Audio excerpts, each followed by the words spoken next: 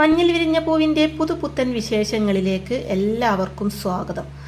അങ്ങനെ കണ്ണയത്തും പ്രതിഭയും തമ്മിലുള്ള സംസാരം തുടരുകയാണ് കേട്ടോ. പ്രതിഭ പറയുന്നുണ്ട്, ഇപ്പുറത്ത് മല്ലികയും ഞാനും നിൽക്കുമ്പോൾ അറിയാലോ, ഒരു കാലത്ത് മുഖ്യമന്ത്രിയും ആഭ്യന്തരമന്ത്രിയും ഒക്കെ ആയിരുന്നവരാ ഞങ്ങൾ. അഞ്ജനയുടെ പാരമ്പര്യത്തിൽ അഭിമാനം കൊള്ളുന്നവർ, അതിൻ്റെ യഥാർത്ഥ അവകാശികൾ. പ്രശ്നം തെരുവിലെത്തിക്കാൻ ഞങ്ങൾ വിചാരിച്ചാൽ സാധിക്കുന്നൊക്കെ പ്രതിഭ പറയുമ്പോൾ പേടിപ്പിക്കലൊന്നും എൻ്റെ അടുത്ത് വേണ്ട. നിങ്ങളെ ഒരു വെല്ലുവിളിക്ക് മുമ്പിലും ഞാൻ മുട്ടുകുത്തുന്ന പ്രശ്നവുമില്ല എന്ന് കണ്ണയത്ത് പറയുന്നതും പറയാനുള്ളത് ഞാൻ പറഞ്ഞു. ഇനി അനുഭവിക്കുക. ഭൂരിപക്ഷമില്ലാത്ത ഒരു സർക്കാരിൻ്റെ നായകനായി തുടരാൻ പറ്റില്ലെന്ന് അങ്ങ് അധികം വൈകാതെ മനസ്സിലാക്കും.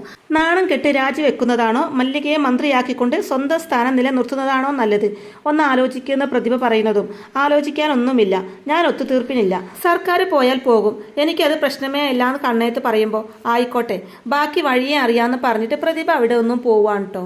അതിനുശേഷം ഈ വിവരം അറിയുന്ന മല്ലികാമ കുറച്ചു നേരത്തെ ആലോചനയ്ക്ക് ശേഷം പറയുന്നുണ്ട്, അപ്പോൾ മുഖ്യൻ അംഗീകരിക്കാൻ തയ്യാറല്ല എന്ന് പറയുന്നതും അയാൾക്ക് അഹങ്കാര, അത് നമ്മൾ തീർത്തു കൊടുക്കുന്ന പ്രതിഭ പറയുമ്പോൾ എങ്ങനെ തീർക്കുന്ന മല്ലികാമ തിരിച്ചു ചോദിക്കുന്നതും അവിശ്വാസ പ്രമേയം കൊണ്ടുവരും. പ്രതിപക്ഷം പിന്തുണയ്ക്കുമെന്ന് പറയുന്നുണ്ട് പ്രതിഭ. അപ്പോൾ സർക്കാർ വീഴില്ലെന്ന് മല്ലികാമ ചോദിക്കുമ്പോൾ വീഴട്ടെ, അഹങ്കാരം കാണിച്ചതാരാ, അതിനുള്ള ശിക്ഷ അയാൾ അനുഭവിച്ചല്ലേ പറ്റൂ എന്ന് പറയുന്നുണ്ട് പ്രതിഭ. അപ്പോൾ അത് കേട്ട് മല്ലികാമ പറയുന്നുണ്ട്, നമ്മുടെ സർക്കാരിനെ നമ്മൾ തന്നെ വലിച്ചു താഴെ ഇറക്കണം. ഇതൊക്കെ ശരിയാണോ പ്രതിഭ? ജനം അംഗീകരിക്കോ? ജനങ്ങൾ അംഗീകരിച്ചാലും പാർട്ടിയോടും പാർട്ടിയെ സ്നേഹിക്കുന്ന ആളുകളോടും കാണിക്കുന്ന നന്ദികേടല്ലേ അത്? വേറെ ആരെങ്കിലും ആയിരുന്നെങ്കിൽ പോട്ടെന്ന് വെക്കാമായിരുന്നു. അതുപോലെയല്ലല്ലോ നമ്മൾ എന്നൊക്കെ മല്ലികാം പറയുമ്പോൾ നമ്മുടെ മുമ്പിൽ വേറെ വഴികളില്ല മല്ലിക എന്ന് പ്രതിഭ പറയുന്നതും അതിന് ഞാൻ മന്ത്രിയാകണ്ടാന്ന് തീരുമാനിച്ചാൽ പോരെയെന്ന് മല്ലികാമ തിരിച്ചു ചോദിക്കുമ്പോൾ അങ്ങനെ പിന്മാറിയാൽ ഒരിക്കലും പിന്നെ രാഷ്ട്രീയത്തിലേക്ക് വരാൻ പറ്റില്ല എന്ന് പറയുന്നുണ്ട് പ്രതിഭ. ആർക്കാണ് വേണ്ടത്? വരണമെന്ന് എനിക്ക് യാതൊരു നിർബന്ധവും ഇല്ല എന്ന് നിനക്ക് നന്നായിട്ട് അറിയാം പ്രതിഭ എന്ന് മല്ലികാം പറയുന്നതും അതൊക്കെ എനിക്കറിയാം. പക്ഷേ നമ്മുടെ കൂടെ നിൽക്കുന്ന MLA-മാര് അത് ആഗ്രഹിക്കുന്നുണ്ട്, പ്രതിപക്ഷം അത് ആഗ്രഹിക്കുന്നുണ്ടെന്നൊക്കെ പ്രതിഭ പറയുന്നതും പ്രതിപക്ഷത്തെ ഒന്നും വിശ്വസിക്കാൻ പറ്റത്തില്ല. അവിശ്വാസ പ്രമേയം പാസാക്കി കഴിയുമ്പോൾ നമുക്ക് പിന്തുണ തരാമെന്ന് തീരുമാനത്തിന് അവർ പിന്മാറിയാൽ എന്ത് ചെയ്യും? എന്താ ഇപ്പോൾ അവർ നമുക്ക് തരാൻ പോകുന്നത് എന്നൊക്കെ മല്ലികാമ പ്രതിഭയോടായിട്ട് ചോദിക്കുമ്പോൾ പ്രതിഭയ്ക്ക് അതിന് മറുപടി പറയാൻ പറ്റുന്നില്ല കേട്ടോ. തുടർന്ന് മല്ലികാമ വീണ്ടും പറയുന്നുണ്ട്, പ്രതിഭ, ഇത് രാഷ്ട്രീയമാണ്, അവസരങ്ങളുടെ മലയാണെന്നുള്ളത് നിനക്കറിയാലോ. കുതികാല് വെട്ടിൻ്റെയും കാപട്യത്തിൻ്റെയും വലിയ മലയുടെ പുറത്താണ് ഇന്ന് ഓരോ രാഷ്ട്രീയക്കാരും ജീവിക്കുന്നത്. കൂടെ നിൽക്കുന്നവരെ പോലും ഒരിക്കലും വിശ്വസിക്കരുത് എന്ന് രാഷ്ട്രീയത്തിലെ ബാലപാഠം മറന്ന് നമ്മൾ ഒരിക്കലും പ്രവർത്തിക്കരുത് എന്നൊക്കെ പറയുന്നുണ്ട് കേട്ടോ മല്ലികാമ. അപ്പോൾ എന്ത് ചെയ്യണമെന്നാ മല്ലിക പറയുന്നത് എന്ന് പ്രതിഭ ചോദിക്കുന്നതും കാത്തിരിക്കാം, ക്ഷമയോടെ കാത്തിരിക്കണം. ഒരു കോംപ്രമൈസിന് തയ്യാറാണെന്ന് CM പ്രഖ്യാപിച്ചാലും CM-നെ വിരട്ടിക്കൊണ്ടിരിക്കണം. സ്വന്തം കസേര തെറിക്കുന്ന അവസ്ഥ വരുമ്പോൾ അദ്ദേഹമായിട്ട് തന്നെ ഒരു ഒത്തുതീർപ്പിന് വരും. അതുവരെ നമ്മൾ കാത്തിരിക്കണം. അവിശ്വാസം കൊണ്ടുവരും എന്ന് മാത്രമേ പറയാൻ പാടുള്ളൂ, കൊണ്ടുവരരുത്. CM-ന്റെ നീക്കങ്ങൾ എന്താണെന്നുള്ളത് നമുക്ക് വാച്ച് ചെയ്യാം, എന്നിട്ട് നമുക്കൊരു തീരുമാനം എടുക്കാമെന്ന് പറയുന്നുണ്ട് കേട്ടോ മല്ലികാമ. മതിയെങ്കിൽ മതി, കാത്തിരിക്കാൻ ഞാനും തയ്യാറാണെന്ന് പറയുന്നുണ്ട് പ്രതിഭയും. അതിനുശേഷം കാണിക്കുന്നത് എന്ത് തീരുമാനിച്ചു എന്ന് PA കണ്ണയത്തിനോടായിട്ട് ചോദിക്കുമ്പോൾ എന്ത് തീരുമാനിക്കാൻ, വഴങ്ങിക്കൊടുക്കില്ല എന്ന് കണ്ണയത്ത് പറയുമ്പോൾ കരി വീഴുന്ന PA പറയുന്നതും വീഴട്ടെ എന്ന് പറയുന്നുണ്ട് കണ്ണയത്ത്. അതുകൊണ്ട് നമുക്ക് എന്താ ഗുണം ചോദിക്കുന്നുണ്ട് PA. തുടർന്ന് പറയുന്നുണ്ട്, രാഷ്ട്രീയത്തിൽ താല്പര്യങ്ങളേ ഉള്ളൂ എന്ന് പലരും പറഞ്ഞു കേട്ടിട്ടില്ലേ? നമ്മുടെ മുമ്പിൽ രണ്ട് വഴികളേ ഉള്ളൂ. ഒന്ന്, പ്രതിഭയും മല്ലികയും ഉയർത്തുന്ന വെല്ലുവിളിക്ക് വഴങ്ങിക്കൊടുക്കാതിരിക്കുക. അങ്ങനെ ചെയ്താൽ സർക്കാർ താഴെ പോകും, മുഖ്യമന്ത്രി സ്ഥാനവും നഷ്ടപ്പെടും. രണ്ട്, അവരാവശ്യപ്പെട്ടതുപോലെ മല്ലികയെ മന്ത്രിയാക്കുക. അങ്ങനെ ചെയ്താൽ സർക്കാർ അതുപോലെ തന്നെ ഉണ്ടാകും, മുഖ്യമന്ത്രി സ്ഥാനവും നിലനിൽക്കും എന്ന് പറഞ്ഞു കൊടുക്കുന്നുണ്ട് കേട്ടോ PA. എന്ത് ചെയ്യുന്നതാ ബുദ്ധി എന്ന് PA ചോദിക്കുന്നതും ബുദ്ധി രണ്ടാമത് ചെയ്യുന്നത് തന്നെയാണ്. പക്ഷേ അഭിമാനം എന്ന് പറയുന്ന ഒരു സാധനമില്ലേ? എത്രയൊക്കെ വന്നാലും നമ്മൾ ആണുങ്ങളല്ലേടോ, നട്ടലുള്ളവരല്ലേ. ഇപ്പോൾ വഴങ്ങിക്കൊടുത്താൽ നാളെയും വഴങ്ങിക്കൊടുക്കേണ്ടി വരും. മല്ലികയുടെ സ്വഭാവം അറിയാലോ, ആരെയും അനുസരിക്കില്ല, എന്നെ പോലും. അപ്പോൾ മന്ത്രിസഭയുടെ കൂട്ടുത്തരവാദിത്വം നഷ്ടപ്പെടുന്നൊക്കെ പറയുന്നുണ്ട് കണ്ണയത്തെ. അപ്പോൾ PA പറഞ്ഞു കൊടുക്കുന്നുണ്ട്, CM അഞ്ജനി ഉണ്ടാക്കിയ പാർട്ടിയാണ് നമ്മുടേത്. നമ്മൾ എന്തെങ്കിലും ഗുണഫലങ്ങൾ അനുഭവിക്കുന്നുണ്ടെങ്കിൽ അതിന് കാരണം അഞ്ജനിയാണ്. അഞ്ജനിയുടെ ഭർത്താവിൻ്റെ അമ്മയാണ് മല്ലിക, അഞ്ജനിയുടെ പാരമ്പര്യത്തിൻ്റെ നേരവകാശി. ഒരിക്കൽ അവർ മന്ത്രിയായിരുന്നു എന്നുള്ളത് ഓർക്കണം. അങ്ങനെയുള്ള ഒരാൾക്ക് മന്ത്രിസ്ഥാനം നിഷേധിക്കുക എന്നുള്ളത് ഭൂഷണമാണോ ചിന്തിക്ക്. എൻ്റെ അഭിപ്രായം അവർക്ക് മന്ത്രിസ്ഥാനം കൊടുത്ത് ഈ പ്രശ്നം തീർക്കണം എന്ന് തന്നെയാണെന്നൊക്കെ ബുദ്ധി ഉപദേശിച്ച് കൊടുക്കുന്നുണ്ട് കേട്ടോ PA കണ്ണയത്തിന്. കണ്ണയത്തും തന്നെ ശരി, കൊടുക്കാമെന്ന് പറയുന്നുണ്ട്. അതിനു മുമ്പ് നമുക്കൊരു കളി കളിക്കണം. മല്ലികയും പ്രതിഭയും ഇപ്പോൾ ഒറ്റക്കെട്ടാണല്ലോ, അത് ഞാൻ പൊളിക്കും. അവർ വീണ്ടും ശത്രുക്കളായാൽ അതിൻ്റെ ഗുണം നമുക്ക് തന്നെയല്ലേ എന്നൊക്കെ കണ്ണയത്ത് പറയുമ്പോൾ ഗുണം നമുക്ക് തന്നെയാണ്. പക്ഷേ അത് സംഭവിക്കുമോ? ഞാൻ അറിഞ്ഞെടുത്തോളം പ്രതിഭ ആകെ മാറിക്കഴിഞ്ഞു. ദൈവത്തെ പോലെയാ മല്ലികയെ അവരിപ്പോൾ കാണുന്നതെന്നൊക്കെ പറയുന്നുണ്ട് കേട്ടോ PA. അപ്പോൾ അത് കേട്ട് കണ്ണയത്ത് പറയുന്നുണ്ട്, അധികാരത്തിന്റെ അപകർഷത എറിഞ്ഞു കൊടുത്താൽ ആരാടോ അതിൽ കയറി കളിക്കാത്തത്? മാറിയ പ്രതിഭ വീണ്ടും പഴയ ആളാവുന്നത് ഞാൻ കാണിച്ചു തരാമെന്ന് പറയുന്നുണ്ട്. തുടർന്ന് ജനങ്ങളാണത്രേ രാഷ്ട്രീയത്തിന്റെ കക്ഷി, രാഷ്ട്രീയത്തിൽ തന്ത്രങ്ങൾക്ക് എത്രമാത്രം പ്രാധാന്യമുണ്ടെന്ന് ഞാൻ തെളിയിച്ചു കൊടുക്കാമെന്ന് പറയുന്നുണ്ട് കണ്ണയത്ത്. തുടർന്ന് പ്രതിഭയെ എനിക്ക് തനിച്ചൊന്ന് കാണണം, വേഗം ഒരു മീറ്റിംഗ് അറേഞ്ച് ചെയ്യാനും പറയുന്നുണ്ട് PA അതിനുശേഷം കണ്ണയത്ത് പ്രതിഭയെ കണ്ട് സംസാരിക്കുകയാണ്. കുറേ ആലോചിച്ചു, തലങ്ങും വിലങ്ങും ആലോചിച്ചു. അപ്പോൾ തോന്നി പ്രതിഭ പറയുന്നതാ ശരിയെന്ന്. അഞ്ജനിയുടെ പാരമ്പര്യത്തിന്റെ നേറവകാശിയായ മല്ലികക്ക് മന്ത്രിയാവാൻ ആഗ്രഹമുണ്ടെങ്കിൽ അത് നടത്തി കൊടുക്കേണ്ടവനല്ലേ ഞാൻ. ഞാൻ എന്തുകൊണ്ടാണ് എതിർത്തതെന്ന് എത്ര ആലോചിച്ചിട്ടും മനസ്സിലാവുന്നില്ല. തെറ്റ് വന്നാൽ തിരുത്തണം, വ്യക്തിയാണെങ്കിലും പാർട്ടിയാണെങ്കിലും. ഞാൻ തിരുത്താൻ തീരുമാനിച്ചു എന്ന് കണ്ണയത്ത് പറയുന്നതും ഇതങ്ങ് നേരത്തെ പറഞ്ഞാൽ പോരായിരുന്നോ CMന്? വിമത MLA-മാരെ യോഗമൊന്നും എന്നെ കൊണ്ട് വിളിപ്പിക്കേണ്ട ആവശ്യമുണ്ടായിരുന്നില്ലല്ലോ എന്ന് പ്രതിഭ പറയുമ്പോൾ ശരിയാണ്, ഒരബദ്ധം പറ്റി, പ്രതിഭ പൊറുക്കണം. പിന്നെ മന്ത്രിസ്ഥാനം, അത് മുഖ്യമന്ത്രിയുടെ വിവേചനാധികാരത്തിൽ പെട്ടതാണല്ലോ, അതുകൊണ്ട് ഒരു ചെറിയ തിരുത്തുണ്ട് എന്ന് പറയുന്നതും അപ്പോൾ തിരുത്തോന്ന് പ്രതിഭ സംശയത്തോടെ ചോദിക്കുന്നതും അതെ തിരുത്ത്, മന്ത്രിയാകുന്നത് മല്ലികയല്ല പ്രതിഭയാണെന്ന് കണ്ണയത്ത് പറയുന്നതും ഞാനോന്ന് ഒരു നെട്ടിലോടെ ചോദിക്കുന്നുണ്ട് പ്രതിഭയെ മന്ത്രിയാക്കാനാണ് എനിക്കിഷ്ടം. മല്ലികയെക്കാളും എന്തുകൊണ്ടും നല്ലത് പ്രതിഭ മന്ത്രിയാകുന്നതാണ്. പ്രതിഭയാകുമ്പോൾ നന്നായി വകുപ്പ് വരിച്ചോളൂന്നൊക്കെ കണ്ണയത്ത് പറയുമ്പോൾ അതൊന്നും ശരിയാകില്ല CM, ഞാൻ മന്ത്രിയാകുന്നില്ല, എനിക്ക് താല്പര്യമില്ല. ഇനിയുള്ള കാലം മല്ലികയെ സേവിച്ച് കഴിയണമെന്നാണ് ഞാൻ തീരുമാനിച്ചിരിക്കുന്നത്. അതിലൊരു മാറ്റം വരാൻ ആഗ്രഹിക്കുന്നില്ല എന്ന് പറയുന്നുണ്ട് പ്രതിഭ. മന്ത്രിയായാലുള്ള ഗുണങ്ങളെ പറ്റി ഒന്ന് ആലോചിച്ച് നോക്കുന്ന കണ്ണയത്ത് വീണ്ടും പറയുന്നതും എനിക്ക് ആ ഗുണങ്ങൾ വേണ്ട, മല്ലിക മന്ത്രിയാകണം, അതാണ് എൻ്റെ ആഗ്രഹം എന്ന് തീർത്ത് പറയുന്നുണ്ട് പ്രതിഭ. അപ്പൊ അത് കേട്ട് കണ്ണയത്ത് പറയുന്നുണ്ട്, എൻ്റെ ആഗ്രഹം പ്രതിഭ മന്ത്രിയാകണമെന്ന, കഴിവ് കൊണ്ടോ മറ്റും മല്ലികയെക്കാളും മുന്നിലല്ലേ പ്രതിഭ എന്ന് അയാൾ പറയുമ്പോൾ അല്ല, ഒരിക്കലുമല്ല. മല്ലികയുടെ കഴിവും ആത്മാർത്ഥതയൊന്നും എനിക്കില്ല. ജനങ്ങളും പാർട്ടി പ്രവർത്തകരും എല്ലാം സ്നേഹിക്കുന്നത് മല്ലികയാണ്, അല്ലാതെ എന്നെയല്ല. ഈ വിഷയത്തിലൊരു ചർച്ച വേണ്ട. മല്ലിക മന്ത്രിയാകുന്നു, അവളെ ആക്കാൻ താല്പര്യമില്ലെങ്കിൽ പറഞ്ഞാൽ മതി, വഴി ഞാൻ വേറെ കണ്ടുപിടിച്ചോളാന്ന് പറയുന്നുണ്ട് പ്രതിഭ. ഒന്നുകൂടി ആലോചിക്കുന്ന കണ്ണയത്ത് വീണ്ടും പറയുന്നതും ഇനി ഒന്നും ആലോചിക്കാനില്ല, എന്റെ നിലപാടിൽ മാറ്റമില്ല, മല്ലിക മന്ത്രി, മറ്റൊന്നും സംസാരിക്കാനില്ല എന്ന് പറഞ്ഞിട്ട് പ്രതിഭ അവിടെ ഒന്നും പോവാൻ കേട്ടോ. കണ്ണയത്താണെങ്കിൽ തൻ്റെ പ്ലാനെല്ലാം ചീറ്റിപ്പോയ അവസ്ഥയിൽ നിൽക്കുകയും ചെയ്യുന്നുണ്ട്. അപ്പോഴേക്കും PA വന്നിട്ട് ഏറ്റില്ല അല്ലേ, ഞാൻ അപ്പോഴേ പറഞ്ഞില്ലേ അവർ മാറില്ല എന്ന് PA പറയുന്നതും ഒന്നുകൂടി ശ്രമിക്കാം, റസിയ ഒന്ന് സംസാരിക്കട്ടെ എന്ന് പറയുന്നുണ്ട് കണ്ണയത്ത്. അതിനുശേഷം കാണിക്കുന്നത് റസിയ പ്രതിഭയുമായിട്ട് സംസാരിക്കുകയാണ് കേട്ടോ. CM എന്നെ വിളിച്ചിരുന്നു, അതാ ഞാൻ കാണണമെന്ന് പറഞ്ഞത് എന്ന് പറയുന്നുണ്ട് റസിയ. മീഡിയേറ്റർഷിപ്പ് ആണോ എന്ന് പ്രതിഭ ചോദിക്കുന്നതും അതെ, CMന് പ്രതിഭാമയെ മന്ത്രിയാക്കാനാണ് താല്പര്യം എന്ന് റസിയ പറയുന്നതും ഇതിന്റെ ഉത്തരം ഞാൻ CMനോട് നേരിട്ട് പറഞ്ഞിട്ടുള്ളതാണല്ലോ, അതിൽ നിന്ന് ഒരു മാറ്റവും ഇപ്പോഴുമില്ല. ഞാനല്ല, മല്ലികയാണ് മന്ത്രി, മല്ലികയാണ് ജനകീയ നേതാവ് എന്ന് പറയുന്നുണ്ട് പ്രതിഭ. ബുദ്ധിപരമായി ആലോചിച്ചാൽ ഇപ്പോൾ കാണിക്കുന്ന ഈ വാശി മണ്ടത്തരമാണെന്ന് മനസ്സിലാവും. മല്ലിക മന്ത്രിയായാൽ അതോടെ പ്രതിഭാമ തീർന്നില്ലേ എന്ന് റസിയ ചോദിക്കുമ്പോൾ മോളെ റസിയെ, വണ്ടി ഇടിച്ച മരണത്തിന്റെ തൊട്ടടുത്തെത്തിയ എന്നെ ജീവിതത്തിലേക്ക് തിരിച്ചു കൊണ്ടുവന്നത് വേറെ ആരുമല്ല, മല്ലികയാ. അന്ന് മല്ലിക അത് ചെയ്തില്ലെങ്കിൽ ഇന്ന് ഞാനില്ല, അതുകൊണ്ട് തന്നെ ഇതെന്റെ രണ്ടാം ജന്മമാണെന്ന് ഞാൻ പറയും. പിന്നെ CMന്റെ ആഗ്രഹം, അതിന്റെ പിന്നിലെ ചേതോ വികാരം എന്താണെന്ന് മനസ്സിലാക്കാൻ വലിയ ബുദ്ധിയൊന്നും വേണ്ട.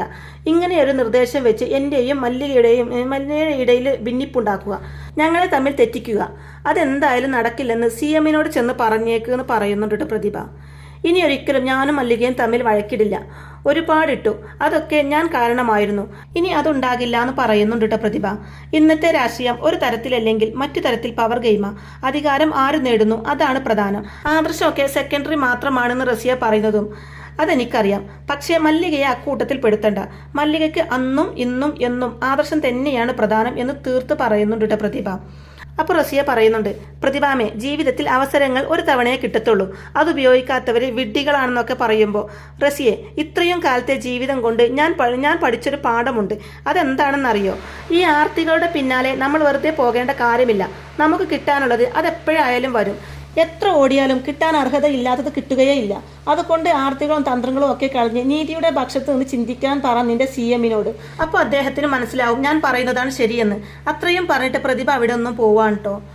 അതിനുശേഷം കാണിക്കുന്നത് മഹേഷ് രാഗിണിയോടായിട്ട് നമ്മുടെ കഷ്ടപ്പാടുകളെല്ലാം തീരാൻ പോവാടി, അവസാനം ആ ശുഭവാർത്ത എത്തി, ചേച്ചി വീണ്ടും മന്ത്രിയാവുന്നു എന്ന് പറയുന്നതും ന്യൂസിലൊന്നും പറയുന്നത് കേട്ടില്ലല്ലോ എന്ന് രാഗിണി ചോദിക്കുമ്പോൾ ഞാൻ രഹസ്യമായിട്ട് അറിഞ്ഞതാ, ഒരു പാർട്ടിക്കാരൻ പറഞ്ഞതാ, വിവിധ MLA-മാരെ തന്റെ പക്ഷത്തിലെത്തിക്കാൻ മുഖ്യമന്ത്രി ചില നീക്കങ്ങൾ നടത്തിക്കൊണ്ടിരിക്കുകയാണത്രേ, അതൊന്നും ഫലിച്ചില്ല, ചേച്ചിയെ മന്ത്രിയാക്കാതെ വഴങ്ങില്ലെന്ന നിലപാടിലാണ് വിമതർ. മുഖ്യമന്ത്രിയുടെ മുമ്പിൽ ഇനി വേറെ വഴിയൊന്നും ഇല്ലാന്ന് പറയുന്നുണ്ട് മഹേഷ് രാഗിണിയോടായിട്ട്. അപ്പോൾ അതും കേട്ടുകൊണ്ട് വരുന്ന ഹരി പറയുന്നുണ്ട്, അച്ഛമ്മ മന്ത്രിയായാൽ അച്ഛന് വീണ്ടും ആ പഴയ പോസ്റ്റ് തിരിച്ചു കിട്ടുമല്ലോ. അല്ല, അച്ഛന് ഡ്രൈവിംഗ് പറ്റില്ലല്ലോ, മറ്റെന്തെങ്കിലും വഴി നോക്കേണ്ടി വരുമെന്ന് പറയുമ്പോൾ എന്നെ എന്തായാലും ചേച്ചി കൂടെ കൂട്ടാതിരിക്കില്ല. ഞാൻ അത്ര ആത്മാർത്ഥമായിട്ട് അന്ന് ജോലി ചെയ്തിരുന്നതെന്ന് പറയുന്നുണ്ട് മഹേഷ്. അച്ഛാ, മന്ത്രിയുടെ സ്റ്റാഫിലുള്ളവർക്ക് പെൻഷൻ ഉണ്ടാവില്ലേന്ന് ഹരി ചോദിക്കുമ്പോൾ അതിന് 2.5 വർഷം ജോലി ചെയ്യണ്ടേ? ചേച്ചിയുടെ ഒരു രീതി വെച്ച് ഏത് നിമിഷവും രാജിവെച്ച് ഇറങ്ങാം എന്ന് മഹേഷ് പറയുന്നതും പണ്ടൊരബദ്ധം പറ്റിയെന്ന് വെച്ച് എപ്പോഴും അത് പറ്റില്ലല്ലോ. ഇത്തവണ അച്ചമ്മ പിടിച്ചു നിൽക്കുന്ന ഹരി പറയുമ്പോൾ അച്ചമ്മയ്ക്ക് പിടിച്ചു നിൽക്കാൻ അറിയാനിട്ടല്ലോ. സത്യസന്ധരായ മന്ത്രിമാരെ ഈ നാട് ഭരിക്കരുത് എന്ന് നിർബന്ധമുള്ള ചിലരുള്ളത് കൊണ്ടാണല്ലോ ചേച്ചിയെ പോലുള്ളവർക്ക് രാജിവെക്കേണ്ടി വരുന്നത് എന്ന് പറയുന്നുണ്ട് കേട്ടോ മഹേഷ്. അപ്പോൾ അത് കേട്ട് രാഗിണി പറയുന്നുണ്ട്, അന്നത്തെ അവസ്ഥയും ഇന്നത്തെ അവസ്ഥയും മാറ്റമില്ലേ? അന്ന് പ്രതിഭ ശത്രു പക്ഷത്തായിരുന്നു, ഇന്ന് അങ്ങനെയല്ല എന്ന് പറയുന്നതും അത് ശരിയാ. അതൊരു പ്രധാന മാറ്റം തന്നെയാണ്. ചേച്ചിക്ക് വേണ്ടി കളത്തിലിറങ്ങിയത് പ്രതിഭയാണെന്ന് മഹേഷ് പറയുമ്പോൾ ഞാൻ അന്നേ പറഞ്ഞില്ലേ ഇനി അവർക്ക് അച്ചമ്മയെ വെറുക്കാൻ പറ്റില്ലെന്ന്. പക്ഷേ തെറ്റുകൾ തിരുത്താനുള്ള ശ്രമത്തില്ല ഇപ്പോൾ പ്രതിഭാമ. അച്ചമ്മയോളം കഴിവുള്ള പ്രതിഭാമ കൂടെയുള്ളപ്പോൾ നമുക്കിനി ഒന്നും പേടിക്കാനില്ല. അച്ചമ്മ മന്ത്രിയാകും, സത്യപ്രതിജ്ഞ ചെയ്യും, നല്ലോണം ഭരിക്കുകയും ചെയ്യും എന്ന് പറയുന്നുണ്ട് ഹരി മഹേഷിനോടും രാഗിണിയോടുമായിട്ട്. അതിനുശേഷം കാണിക്കുന്നത് മുഖ്യമന്ത്രി കണ്ണേത്ത് മല്ലികാമയെ കാണാൻ വേണ്ടി വീട്ടിലേക്ക് വരികയാണ് കേട്ടോ. മല്ലികാമയെ കാണുന്നതും വന്നത് എന്തിനാണെന്ന് മനസ്സിലായല്ലോ, ക്ഷണിക്കാനാ. മല്ലികയെ എൻ്റെ മന്ത്രിസഭയിലേക്ക് ക്ഷണിക്കാൻ. എപ്പോഴാണോ സൗകര്യം അറിയിക്കുക. സത്യപ്രതിജ്ഞയ്ക്കുള്ള ഏർപ്പാടുകൾ ചെയ്യാമെന്നൊക്കെ കണ്ണേത്ത് അറിയിക്കുന്നതും വലിയ ഉപകാരം. വഴക്കില്ലാതെ ഒരു പ്രശ്നം പരിഹരിക്കാൻ പറ്റിയല്ലോ എന്ന് പറയുന്നുണ്ട് മല്ലികാമ. അപ്പോൾ കണ്ണേത്ത് പറയുന്നുണ്ട്, അതിന് കാരണക്കാരി ദേ ഈ നിൽക്കുന്ന പ്രതിഭയാ. ഒരേ പിടുത്തമായിരുന്നില്ലേ? എന്തായിരുന്നു വാശി? ചങ്ങാതിയായാൽ ഇങ്ങനെ വേണം, കൂട്ടുകാരിക്ക് വേണ്ടി മരിച്ചു വീഴുന്നൊക്കെ കണ്ണയത്ത് പറയുമ്പോൾ ഞങ്ങൾ ചങ്ങാതിമാർ മാത്രമല്ല ബന്ധുക്കളും കൂടിയാണെന്ന് പറയുന്നുണ്ട് മല്ലികാമ. എന്തായാലും പ്രദീപ് ഒരേ നിൽപ്പു നിന്നതുകൊണ്ടാണ് ഇപ്പം ഇങ്ങനെ ഒരു ഓഫർ തരേണ്ടി വന്നത്. എന്നെ സംബന്ധിച്ചിടത്തോളം അല്പം അഹങ്കാരം ഉണ്ടായിരുന്നു എന്ന് കൂട്ടിക്കോ.